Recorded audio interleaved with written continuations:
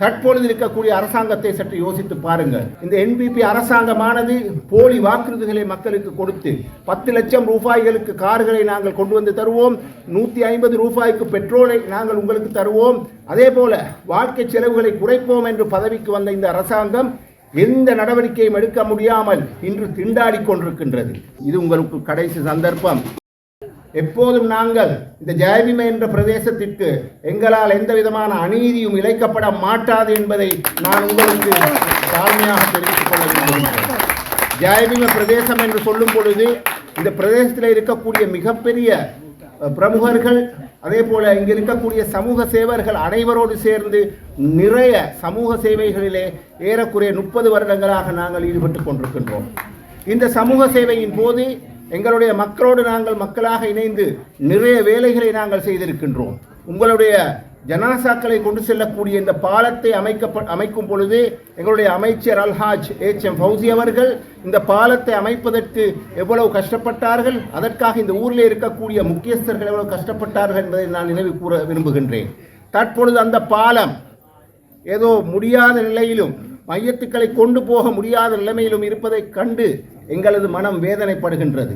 வருடக்கணக்காக உங்களுடைய அதாவது உங்களுடைய உறவுகளின் மையத்துக்களை அங்கு கொண்டு போக முடியாமல் இருக்கின்றது. இப்படியான அரசாங்கங்கள் தான் உங்களுக்கு முன்னால் இருந்தன. தற்பொழுது இருக்கக்கூடிய அரசாங்கத்தை சற்று யோசித்து பாருங்கள். இந்த அரசாங்கம் எங்களுடைய முஸ்லிம்களுக்குள்ள உரிமைகளை தந்துள்ளதா? இந்த என்பிபி அரசாங்கத்தில் இருக்கக்கூடிய ஏதாவது ஒரு கேபினெட் அமைச்சராக ஒரு முஸ்லிம் இருக்கின்றாரா? எங்களுடைய பிரச்சனைகளை சொல்லக்கூடிய அளவுக்கு ஒரு முஸ்லிம் அமைச்சர் ஒருவர் இருக்கின்றாரா? ஆனால் 1948ஆம் ஆண்டு அரசியல் உருவாக்கப்பட்டதிலிருந்து, கட்சிகள் உருவாக்கப்பட்டதிலிருந்து எந்த அமைச்சரவையிலும் ஒரு முஸ்லிம், அதாவது சிறுபான்மை முஸ்லிம் ஒருவர் இல்லாமல் இருந்ததில்லை.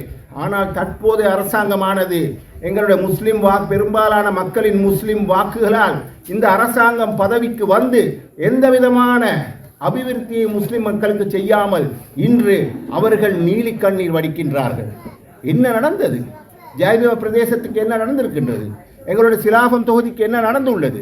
இந்த என்பிபி அரசாங்கமானது போலி வாக்குறுதிகளை மக்களுக்கு கொடுத்து 10 லட்சம் ரூபாய்களுக்கு கார்களை நாங்கள் கொண்டு வந்து தருவோம், 150 ரூபாய்க்கு பெட்ரோலை நாங்கள் உங்களுக்கு தருவோம், அதே போல வாழ்க்கை செலவுகளை குறைப்போம் என்று பதவிக்கு வந்த இந்த அரசாங்கம் எந்த நடவடிக்கையும் எடுக்க முடியாமல் இன்று திண்டாடி கொண்டிருக்கின்றது.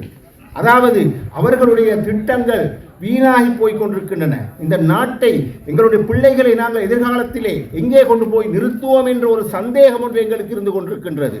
ஏனென்றால் எந்த விதமான அபிவிருத்தி வேலைகளும் நடப்பதில்லை. நீங்கள் எந்த இடத்திலும் போய் பாருங்கள், எங்கேயாவது ஒரு அபிவிருத்தி வேலைகளை செய்யக்கூடிய ஒரு அரசாங்கமாக இந்த அரசாங்கம் இருக்கின்றதா என்பதை சற்று சிந்தித்து பாருங்கள். நான் உங்களிடம் கேட்டுக்கொள்வது, இது உங்களுக்கு கடைசி சந்தர்ப்பம். உங்களுடைய பகுதியில் உங்களுடைய வாக்குகளை எடுத்துக்கொண்டு இருக்கக்கூடிய மக்கள், அதாவது கட்சிகள், எந்த கட்சிகள் உங்களை பற்றி யோசிப்பதில்லை, இந்த மக்களை பற்றி யோசிப்பதில்லை.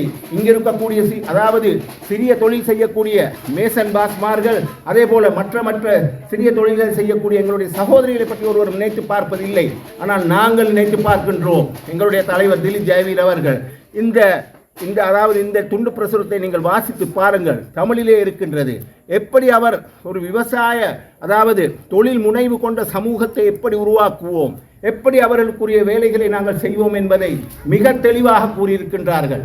அது மட்டுமல்ல, எங்களுடைய 2 பேரும் இன்ஷா அல்லாஹ் 2 பேரும் நிச்சயமாக 6ஆம் தேதி நிச்சயமாக அவர்கள் இருவரும் நிச்சயமாக பிரதேச சபைக்கு தெரிவு செய்யப்படுவார்கள்.